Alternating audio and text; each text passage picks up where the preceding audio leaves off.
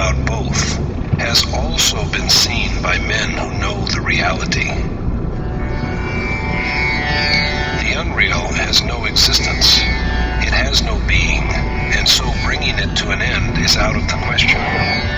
On the other hand, there is no absence of the real in all time, past, present, or future.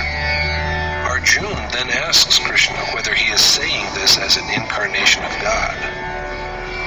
Krishna's reply to this is that the distinction between the real and the unreal